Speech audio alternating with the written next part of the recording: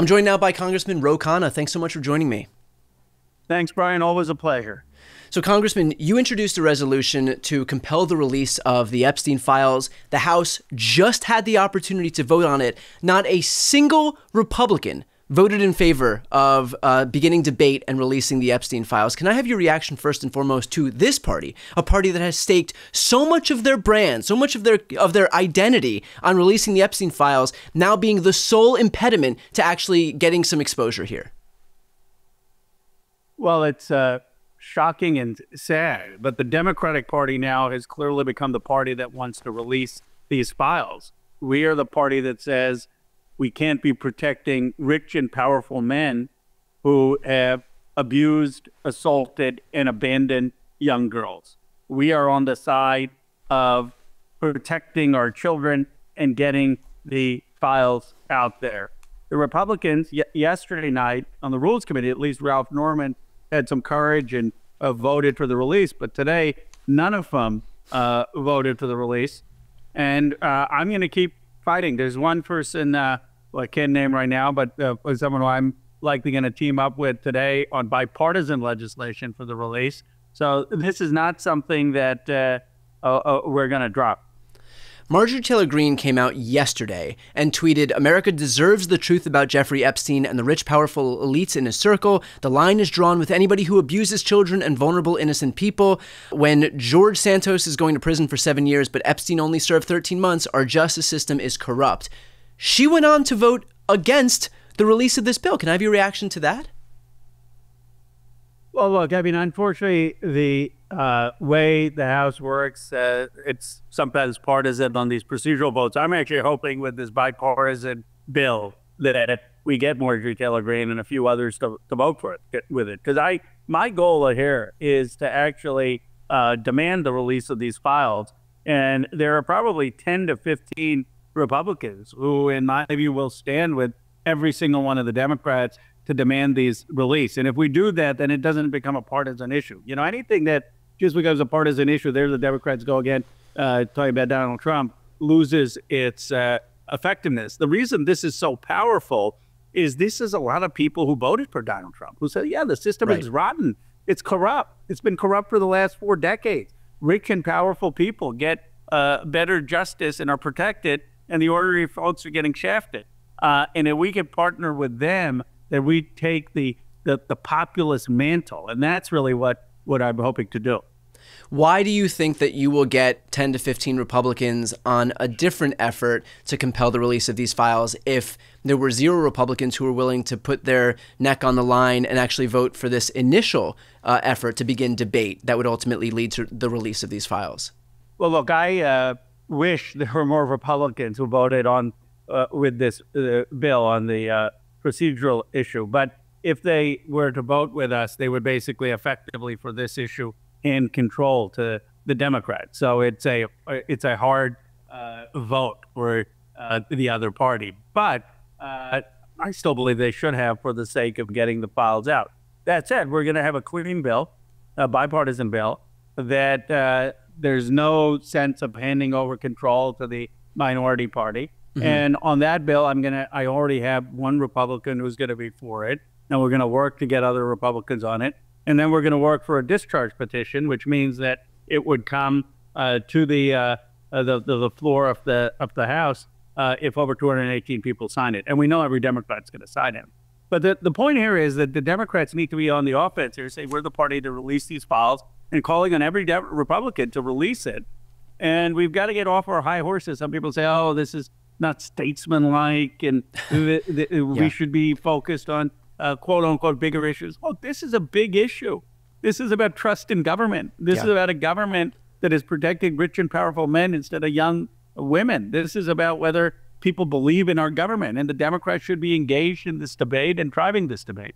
Right, and beyond that, I mean, this is an issue that really has gripped culture, and Democrats for a long time have cause problems for themselves by ignoring what people are telling them they care about. And people are clearly saying that they care about this stuff. So we ignore this at our own peril, because this is, for Democrats to say, oh, well, this isn't important because it doesn't have to do with healthcare, but it's important for the people that it's important for. And clearly it's an animating feature in the Republican Party and among independents, and yes, among Democrats out there too. And so, I mean, we would be fools to ignore the reality of what Americans are saying that they care about right now. I do want to ask, how quickly do you think that if we're able to use a discharge petition, if we do have those 218 lawmakers sign on to it, how quickly this thing could get to the floor for a vote? Well, we're trying to craft it in a way that within 7 days we would be able to then solicit the signatures. There's a ripening period.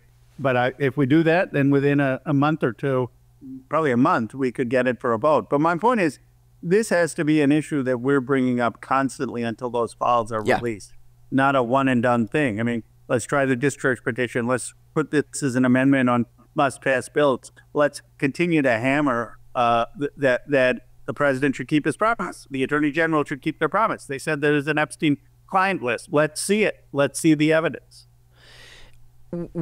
To that point of keeping this in the zeitgeist right now, what are other avenues that Democrats can employ to try and get some information out? I spoke with Congressman Raskin a couple of days ago, where he's going to lean on Jim Jordan, who's the chairman of the Judiciary Committee, to try and compel some information.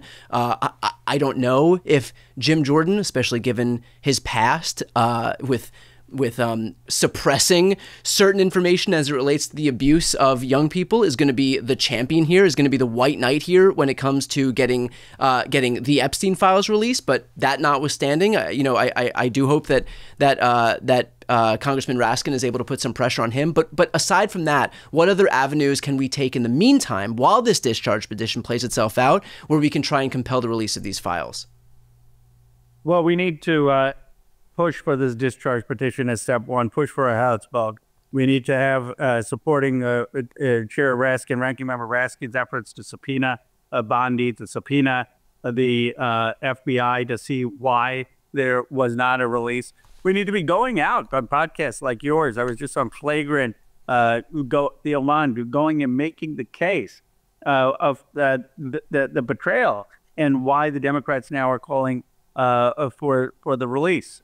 So it has to be a all hands on deck strategy that really is driving home the point that we're the party that's calling for the release. Donald Trump was asked a short time ago whether the attorney general told him that his name appeared in the Epstein files. Donald Trump said, no, she's just given us a very quick briefing. These files were made up by Comey, Obama, and they were made up by Biden. So what do you make of the fact that it very much seems like Donald Trump is right now beginning to lay the groundwork to be able to discredit the entirety of these files, because clearly he doesn't want them released? Well, they can't even get their stories right. I mean, some people are saying, well, the files don't exist. We've released everything that there's to release. Now, Donald Trump is saying, no, they exist, but they were written by Obama and Clinton and Comey. Well, even if that's true, that's his theory, then just release them. Let the public decide. Release what is there. You can then spin it whatever way you want, but the key point is to release them. And I think that if we continue this drumbeat, he's going to have to release the files that are there. Do you have any concern that in the event he did opt to release them, that they might alter them in some kind of way so that they would be less incriminating to potential members of this administration? Sure. I mean, I think there's always the concern about, are they going to alter them? There's a concern about the video that was released by Epstein, and that was altered. But, we live in such a sophisticated age, social media and independent verification, that I think it would be a very dangerous game to play. But right now, we should just be pushing for a full, transparent release. If they start to release things that are fishy or suspicious, then we should call them out on that. And finally, let's finish off with this. You'd mentioned that you'd gone on some of these podcasts, that you went on Flagrant, you went and spoke with Theo Von. While you're talking about this issue in particular, what seems to be the most resonant aspect of all of this? Like, if you can give a left-leaning audience some idea of what is most potent in terms of speaking about this, so that we can be better at persuading folks in the center and on the right, what would that be? Well, you're very good, Brian. Far for me to give you advice, but the basic point is that the system is rigged, that so many people are having a hard time just paying rent, getting a house, supporting their families, and they then see the rich and powerful being coddled by government, being protected, having a different system of justice. And these same rich and powerful people have sucked so much of the wealth out of our society and left working class people shafted. And they resent that.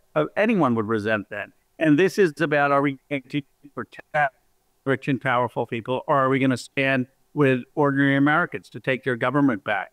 I believe that message of standing up for people, standing up for our children, standing up for our basic values against the interests of the elite is a very powerful populist message and sentiment that resonates across the political divide. Perfectly put. Well, thank you for your leadership on this and getting out there and making sure that we can, get these Republicans on record with these votes, and for the work that you're doing, especially with getting through to people not within the confines of the liberal bubble that so many people, in this bifurcated media ecosystem end up speaking with. So appreciate that and appreciate your time today. Well, your voice is so important, Brian. Keep it up. Thank you.